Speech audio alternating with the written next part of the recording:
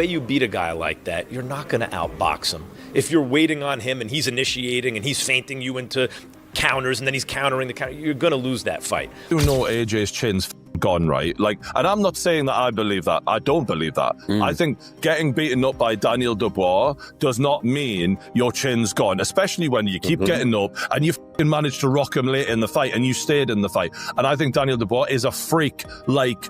AJ is a freak. He's a one-off. Jake Paul is not Daniel Dubois.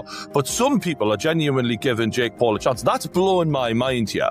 Now, looking at the age difference, we've got 28 years old compared to 36 years old. So I guess the advantage there goes a little bit towards Jake Paul. 28-year-old is better than a 36-year-old. Max Kellerman recently explained why he thinks Jake Paul could defeat Anthony Joshua.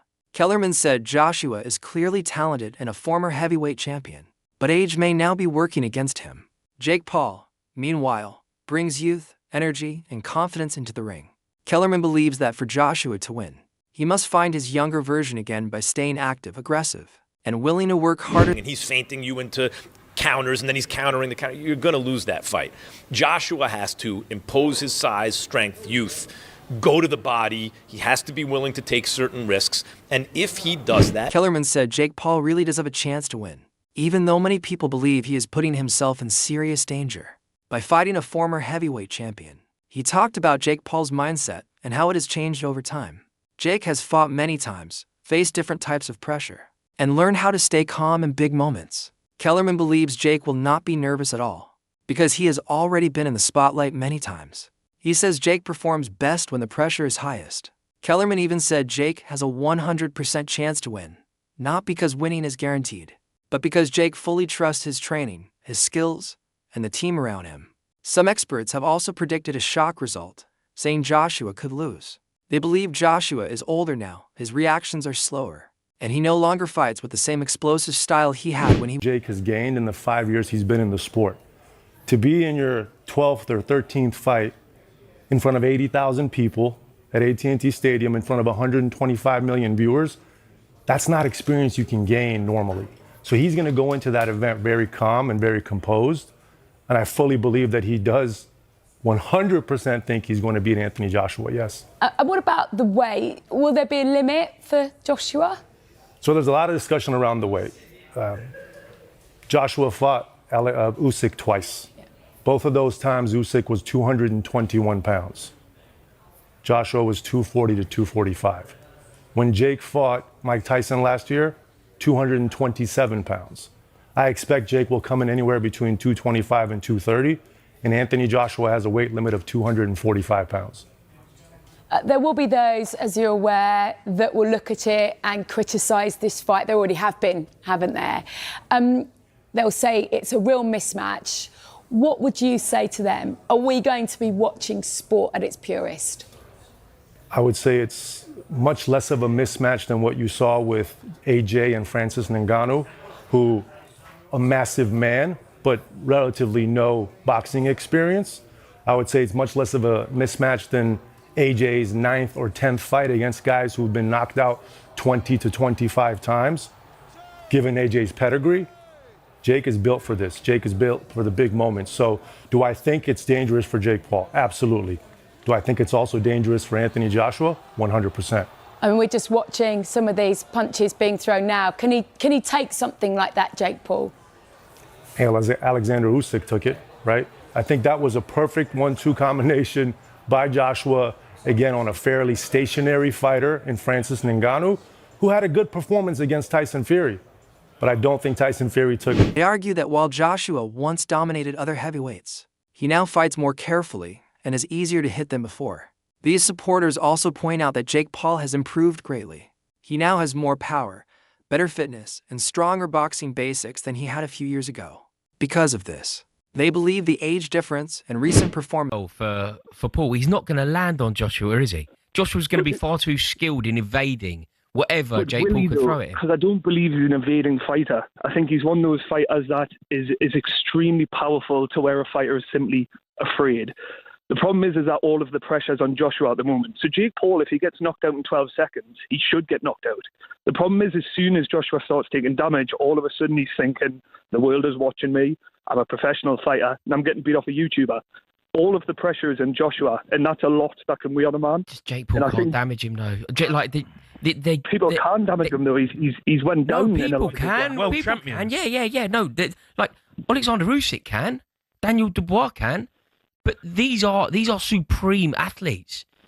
Jake, completely correct. Paul Yes, there's a difference in someone who's been boxing their entire life versus a YouTuber. I completely understand that, but you can't deny that Jake Paul has power. I think it's one of his only attributes. I think he's a very poor boxer, but what he does have is a weird technique where you don't How know do we what know he's got power? How do we know he's got power? He's knocked people out. What Ben Askren and Tyron Woodley? Yeah. Tyron Woodley was Like, come arguably on. one of the best UFC fighters there's come ever on, been. mate. Like, you No, can't... mate. I'm not suggesting that. I'm not suggesting that he's going to go in there and walk Joshua all over. But you can't deny that he has lights out power. It's just something he has, I would deny that. I would deny that he has that kind of power. Yeah, in an someone like amateur AJ. boxing ring, yeah, fine. But not against a two-time world champion we're talking about here. Again, I understand the contempt in what I'm saying, and I do see how it is completely stupid thinking a YouTuber could break Anthony Joshua. But the thing is that he's going to be training for this fight. Joshua has all of the world looking at him thinking you should walk him over. If it gets 2 rounds, 3 rounds inside, I think Joshua loses. Yeah. You think he gets beat? I mean, I think the pressure will get to him. I think if he loses to Jake Paul, he's the embarrassment to boxing. And if you get inside 3 rounds where you've not put him away like everyone thinks you will, all of a sudden that pressure to finish the fight as he should is going to gain and gain and gain. Is there any truth in this, Jamie? Can you see a world where Dan's theory is basically this geezer can punch and he therefore has a puncher's chance? I think he's got no chance. Like slim, if none. No chance. None. Literally none. No chance. No. It's one of them, innit? I honestly, without going like extreme, Dan, I think Anthony Joshua, if he could only use one hand, wins the fight. I honestly do. This is the thing, and I love Joshua. You know, he's arguably the pride of Britain when it comes to boxing. He's a great fighter. But could you say he's past his best? Could you say that he's been tested too many times? The thing that it relates to me is when you look at Silva in the UFC, as soon as he got knocked out, his chin became glass. And I think that's the same with Joshua. I don't think he can take a punch anymore. I think he's one of those people where it's almost he damages way too easy now. And it's one of those things where I think when you're a boxer and you've had a few defeats and you've had Tony Jeff, an Olympic boxer, gave another reason why Jake Paul should be taken seriously. He said Jake has access to everything a fighter could need. He can afford elite trainers, top conditioning coaches, sports psychologists, nutrition experts, and high-quality sparring partners. Because Jake has money, he can create the perfect training camp without cutting corners. Jeff also said Jake knows this is the biggest challenge of his career, so he will prepare harder than ever. On top of that, Jake has the advantage of youth. Jeff reminded everyone that in boxing, youth is a major advantage. Younger fighters recover faster, train harder, and usually enter the age difference. We've got 28 years old compared to 36 years old. So I guess the advantage there goes a little bit towards Jake Paul. 28-year-old is better than a 36-year-old. But that being said, we've got talking about experience and everything else, what comes with being 36 years old at Anthony Joshua's level. And then, like I mentioned, the heavyweights kind of seem to prime a little bit older. Now, come down to the height and the weight. This is the big one. 6'1" versus 6'6". 200 pound versus 252 pound. We got a 252 pounder in Anthony Joshua. The reach advantage is a lot, which we would expect. Amateur fights, we can see that Jake's only had 1, where AJ's had 43, but 43 of them are including at the highest level, Olympic level. And yes, he won the Olympic bloody gold medal, if I don't need to remind you. Then the pro record, Jake Paul has had 13 fights, lost 1. AJ has had 28 fights and he's lost 4 with 25 KOs. And the one person that Jake Paul lost to was Tommy Fury. Now, can we compare Tommy Fury with Anthony Joshua?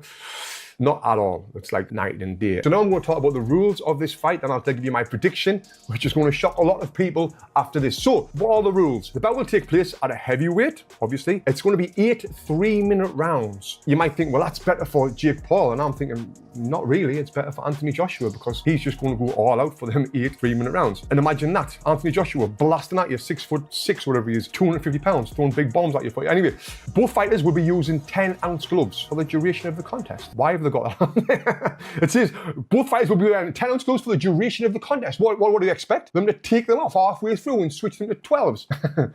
But I guess these days, anything happens in boxing, right? The boys will follow similar rules to Jake Paul and Mike Tyson in November, but that fight was 8 2-minute rounds and 14-ounce gloves. Not similar if it's smaller gloves and 2-minute rounds. Who wrote this for DAZN? It marks the first time Joshua will have contested less than 10. Meanwhile, many analysts pointed to a different issue, not with the fighters, but with boxing itself. They argued that boxing created this situation.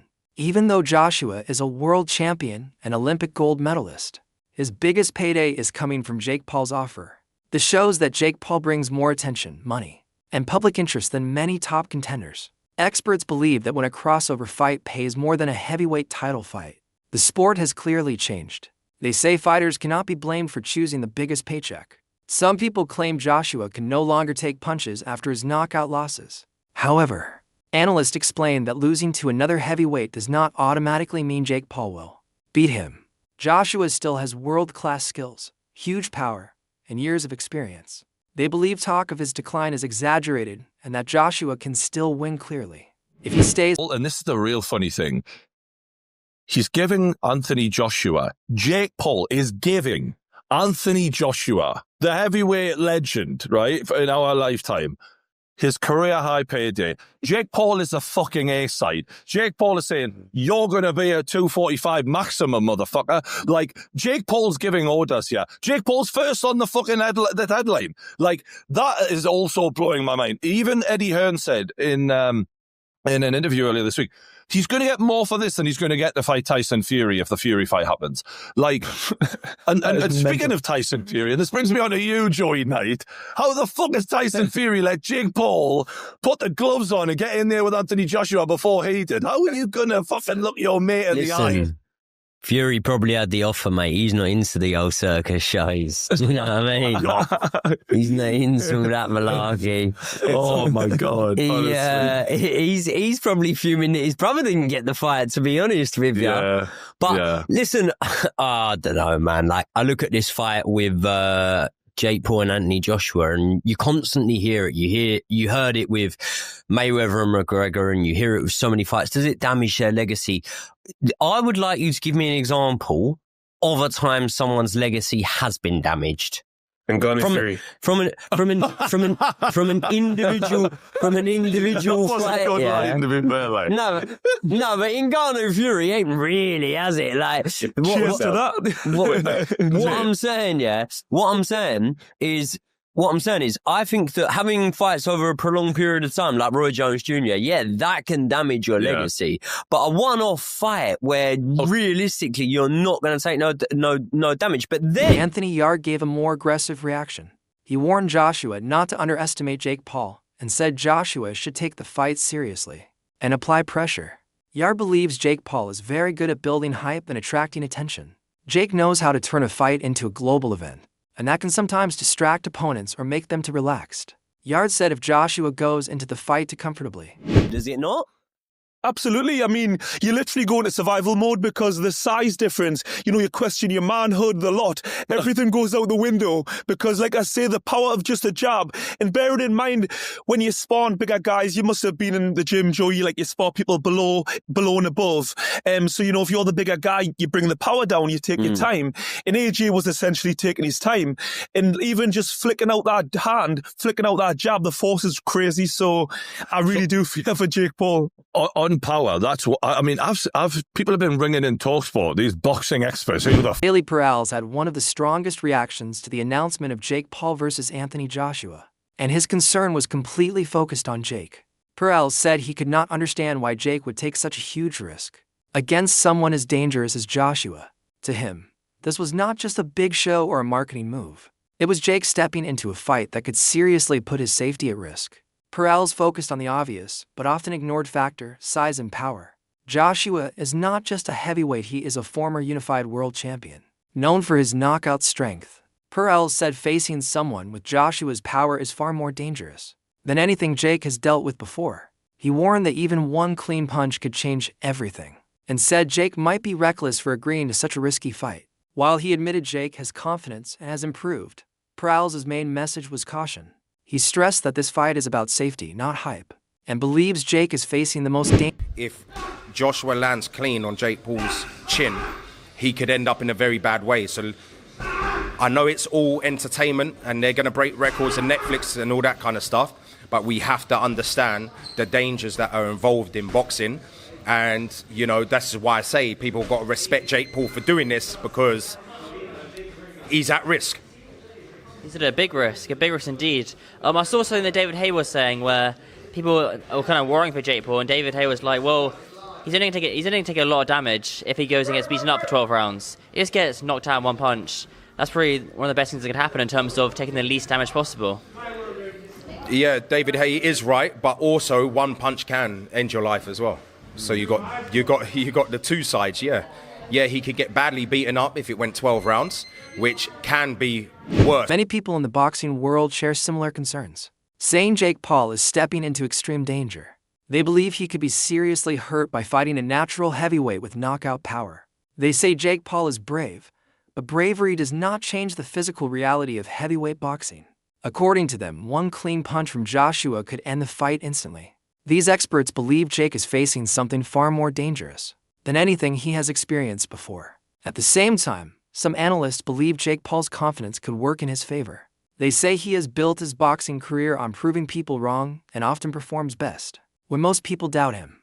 They also point out that Jake has never lost his mind. This is probably the worst mistake of his career. Even in the poster, you can see this is a David and Goliath story here. I mean, there's times where I thought Jake is a cruiserweight. There's times where I thought even he could be a light heavyweight. And now he's stepping in with one of the most chiseled, bona fide heavyweights in the world right now in Anthony Joshua. I'm about to break the internet over Jake Paul's face. I'm not sure if that makes any sense, but it sounds fucking demented, terrifying. And speaking of the insanity of this thing, here is what the first line is. Jake as a plus 800. I have a feeling that's going to shift even more toward AJ. AJ's the 18-wheeler going 90 down the straightaway, and Jake is in a golf cart going 10 miles an hour, headed right back at the 18-wheeler. It's going to be freaking destruction. But look at the reach. He's got a 6-inch reach on Jake, and trust me, the Chloe concept has told me the 6